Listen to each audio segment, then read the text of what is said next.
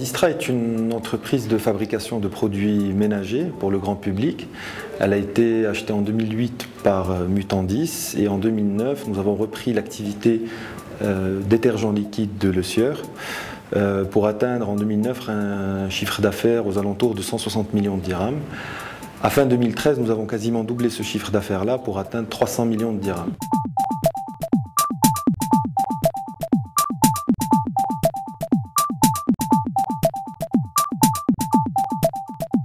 Maxis est une marque plutôt haut de gamme qui a un positionnement value for money, c'est-à-dire avec un décroché prix par rapport aux leaders du marché. Elle s'adresse essentiellement à une clientèle plutôt avertie, aisée, avec des revenus moyens à élevés.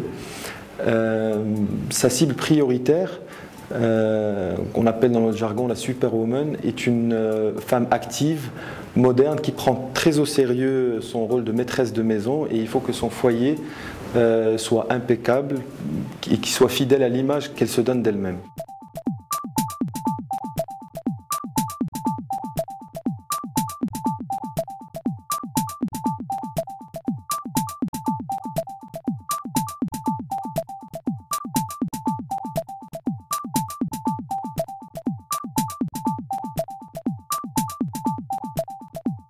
Magix couvre 3 marques filles qui assurent la continuité du territoire de la marque.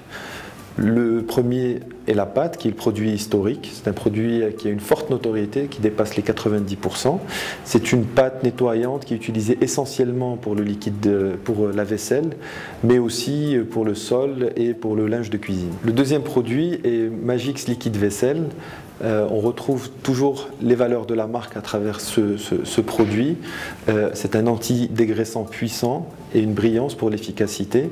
On utilise peu de produits pour une quantité importante de la vaisselle. Donc c'est l'économie et pour finir le plaisir qu'on retrouve avec les 4 parfums, la lavande, le citron, la pomme ou encore la rose.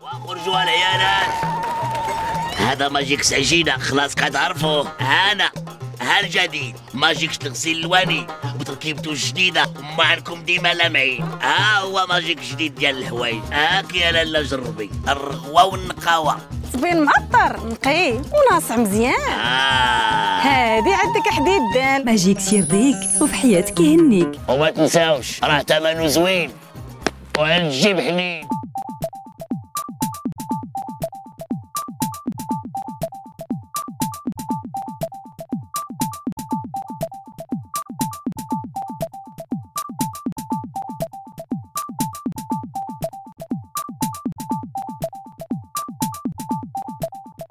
La dernière marque fille qui a été lancée l'année dernière est Magix Poudre Main. Donc c'est un détergent poudre main qui assure lui aussi une blancheur impeccable.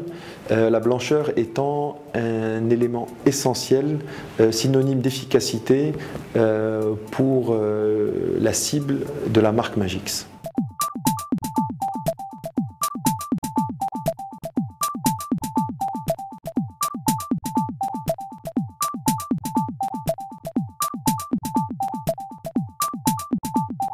L'usine de Distra peut se diviser en deux ateliers on peut la diviser en 2 ateliers de production. Le premier est la fabrication et le conditionnement de la poudre et le deuxième celui du liquide. Ici, nous sommes dans le cœur de l'atelier de fabrication de la poudre. C'est la salle de contrôle et c'est ici qu'on suit tout le processus de fabrication qui commence d'abord par mélanger un ensemble d'ingrédients, l'actif par exemple et d'autres produits.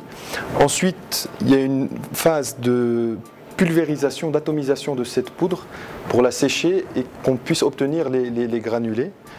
Et enfin, une troisième étape qui consiste à ajouter en post-addition d'autres ingrédients qui ne supportent pas la chaleur, comme le parfum, comme les enzymes, pour obtenir le produit fini.